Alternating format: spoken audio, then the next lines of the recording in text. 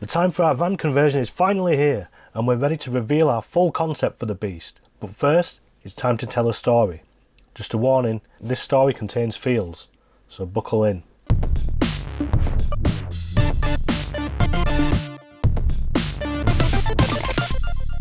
Our story begins back in December 2019, when we could still hug our loved ones, expose our open mouths and throats in public, and afford to buy vehicles. A close friend of ours purchased her dream van. She'd worked hard and saved up $3,500 for this beauty. Well, beauty's maybe a bit far-fetched, but it was a very tidy van.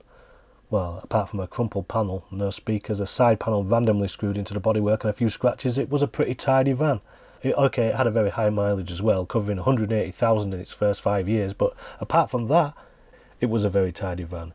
Usually, we wouldn't even recommend buying a van to convert with that many miles under its belt. However, it did have a lot of service history with it, which meant we knew it was a company vehicle which was serviced regularly, and most importantly, she knew that most of those mammoth miles were spent on motorways carrying a light load. Oh, absolutely super. If it had been trapped in the constant stop-start of city centres loaded to the gills, this would have been a walkaway. But she decided to roll with it and make this a shake and a drive away, into the sunset. But then, night fell. The world was gripped by a terrifying pandemic. The price of everything went haywire. One of the Bash Street kids was somehow put in charge of it all. It's pandemic.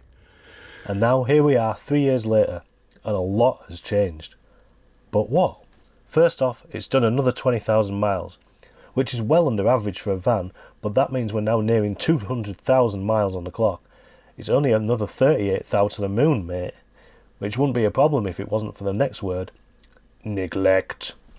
Warning, feels incoming.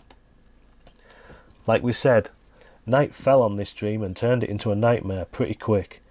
Our friend was forced to do a very low-budget rush job conversion on the van. That lasted a few months, and it was then used as a daily driver for a while, where it wasn't really looked after. Then it was finally sawned and taken off the road. As I'm sure you know, vehicles don't like not being used. They attract moss, mould, they lose pressure, get flabby, and their joints seize up, just like us humans. But the main reason really for the bad condition this van is currently in is the rushed conversion job. We know she had her reasons, but this has caused a lot of problems. There are leaky windows and vents. Literally every one of her holes leaks. Even one that's not hers. It's hard to get windows and roof vents right at the best of times with the correct tools, so trying to rush it with whatever is at hand is never a good idea, as you can see. These will all need to come out and be redone or fixed. The window hole has even been cut too wide for the glass and not high enough to give a proper view from it. It's like waiting for the Germans in here. There's a massive hole in the floor she's cut using a drill because she couldn't source a hole saw. Don't get me wrong, it's ingenious, but what a mess. The floors and walls are just as bad. They're hairy, man. Covered in contact adhesive and primer. We can't just board over it and forget it. It'll haunt us in our sleep. Also, we really need to see what's underneath all that primer, no matter how horrific it is. I mean, it was definitely put there for a reason, but for what? Did it work? Questions, answers, fetishes. You're probably wondering why we would even decide to take on a project as messy as this. Well, here's the feels. Basically, our friend has been down in the dumps about this van for the past 3 years. She knows she messed up, and she spent every penny she had buying, converting and insuring the van, and it's in a worse state now than when she bought it.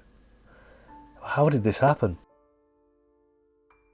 Well, back in 2019, our friend was living in her old crappy LDV Maxus. Nothing worked in it except for the ashtray, and she didn't even smoke.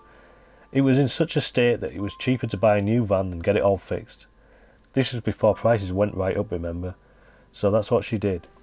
She'd been working as a freelance event photographer and had managed to save up about $5,000 from not having to pay the bills, so was excelling at life until the proverbial hit the fan. When the world went into lockdown, so did her work, because nobody wants photos of online events.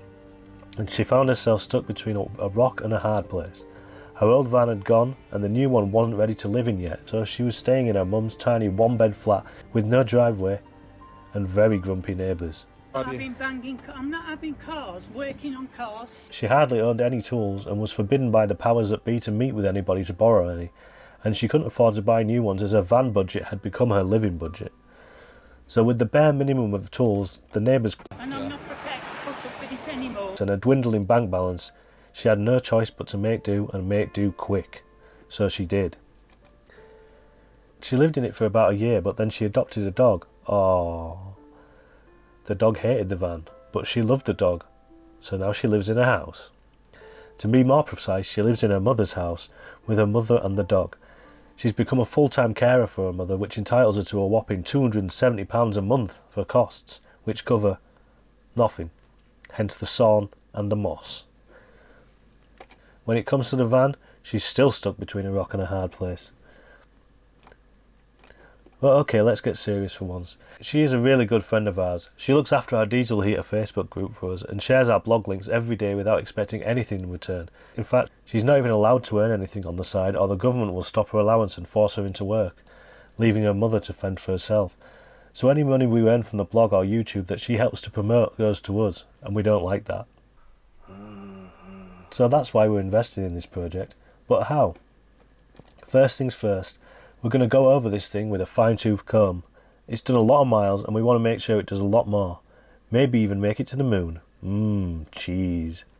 So we'll take a good look under the bonnet and in all the nooks and crannies. Anything that can wear out will be checked, and anything that already has will be changed. Timing chain, pipes, hose, belts, ammo. Whatever that is. We'll give it a full service, change all the fluids, and send it an old sample off to see if we can find out what's going on inside the engine too. Then we'll be ahead of any potential problems before they cause any serious damage. We have a useful list of already broken things to get to grips with. A heater blower, back door, stereo, indicators, NHS. And the next thing we need to do is take care of the tools. There's no rules against that, are there?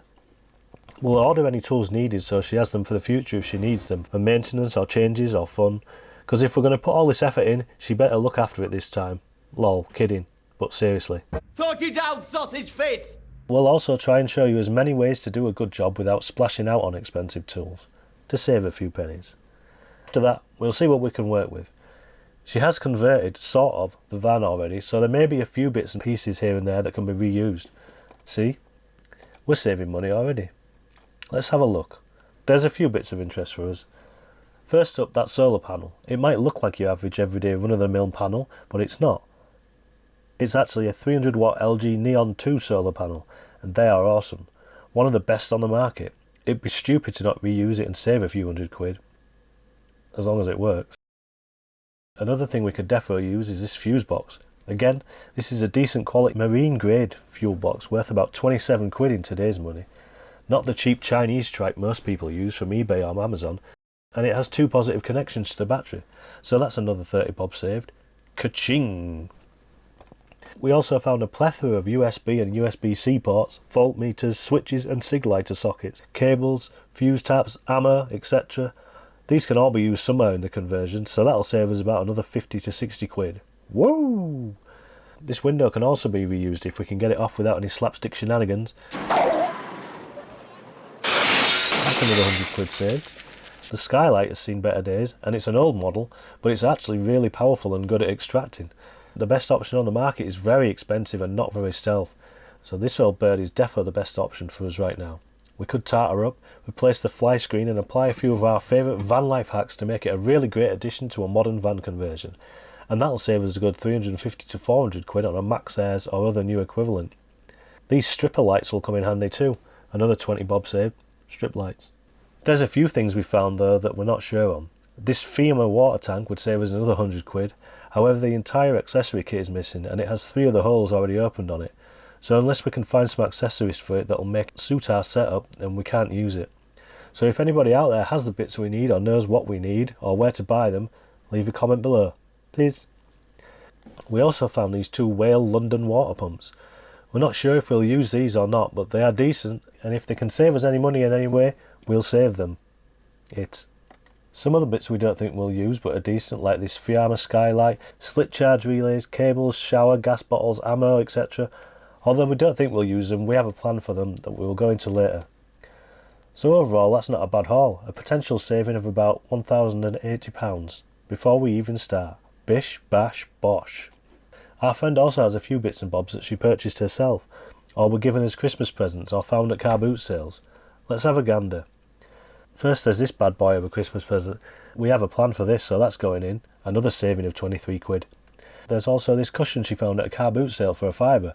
That's a bargain. Not sure it'll fit in our layout, but we'll put it on the maybe pile for now. So we've got quite a lot of stuff ready to go there, but we're still some way off what we need for a budget campervan conversion, let alone the quality of camper we want to build for her. So what else can we do? Well, as I'm sure you've guessed, heating won't be a problem. We've got Chinese diesel heaters coming out of our wazoos, whatever they are. So we'll be installing the best quality air and water heating systems in this van. That'll save us a small fortune, with a potential saving of over 1,000 grand, £1,000. We also have a few other bits that we've tried and tested for our blog and this channel, so we'll install all of those bits and pieces too. Each set of these drawer slides are about 90 quid each, and the heat exchanger is about 40 quid, so that's another 220 quid we don't need to find anywhere else. These bits and pieces from Butler Technique are top quality like all of their stuff, so we would be stupid not to use them wherever we can. Add together all the clamps, the 2 litres of Webasto double-walled exhaust pipe, the powder-coated double turret plate, fuel lines, the fuel tap kit, the carbon monoxide alarm, the magnetic wine glass set, and all these other bits and pieces, and we've saved another profit. We also have pretty much everything we need for an awesome internet setup too. We have the Pointing Puck 5 and a rather beautiful Teltonica TCR 100 router to install for her. We have a full internet and GPS system unboxing and details video coming for you, so make sure to subscribe if you want to see that, which you should. Why don't you want to see it? No, get off of me, Mum. No, I just want to know why they don't want to... What? Get up! This H-Calorie briefcase unit looks awesome and will fit into the brief, which we will go through in a minute. So if possible, that's going in, or we might save it for another project we have planned. Oh yeah, we're in this for the long haul, peeps. Now, if we add up everything we've mentioned, we've saved roughly 2,900 quid. Just under 3 grand. That's not a bad start at all. It's almost as much as the van cost originally, actually. So we're starting to get somewhere. And we also already have a few key components ready to go when we need them. But we still have a long way to go. So we have a really good idea. And we're going to do a whole separate side series about it too, as a little bit of a challenge to ourselves. We're going to take any loose change we find in the van when we tear it all out, and we're going to put it all in a jar. We're going to take all the decent bits and pieces we found that we won't be using. We're going to sell them, and the profits are going in the jar. Then we're going to use that jar to make more money. We're going to take that money and we're going to bigger it. What? That'll bigger it. And we're not going to go into too much detail about how right now, because that's how for now. But if you're getting an itchy palm thinking about making money, then hit subscribe so you don't miss out on what we're cooking up. So hopefully, along with the stuff we have already and the money we make, we should be able to build a pretty decent camper for our poor friend and turn her frown upside down. Did you forget about her? Did you? We're not doing this out of the kindness of our hearts, you know. Yeah, we are. What are you implying, eh? No, get off me, Mum, get off. So we asked her what she wanted. What have you got? Then we asked her to answer sensibly. She said this: I would like a beautiful stealth off-grid camper, but with a hookup for campsites or maintaining battery. I would like it to be safe and secure, warm in winter, cool in summer, lots of windows, lots of natural light, privacy, lots of storage space but room to move, a kitchen, adventure ready. Adventure awaits! Bug out ready, strong phone signal, good internet connection, sat-nav. I myself am a small person, so I would like low countertops and beds for ease of access and comfort. Carpets, because my dog hates wood and laminate. Dog cooling capabilities. I hate hot dogs. Somewhere safe for my dog to ride and hide if she wants to. I have a friend who might follow me in the car but want to sleep in the van. Can it sleep 4? It can. Oh well, forget the kitchen then. We'll go to McDonald's, that's fine. Can't stand the smell anyway. And the mess, okay? Phew. So we've been busy taking measurements, scouring the net for bargains, crunching numbers, collecting ammo, spitballing ideas, drawing spidergrams. This is a pie chart. And we finally have an awesome plan ready to go. The perfect layout for the van. Some ideas we've never seen before, and we've covered everything on our friend's checklist. Are you ready to see it? Well, hit subscribe and stay tuned for the next exciting edition in our van build series. We are our Van Life UK Complete Survivor's Guide. If you liked, please subscribe.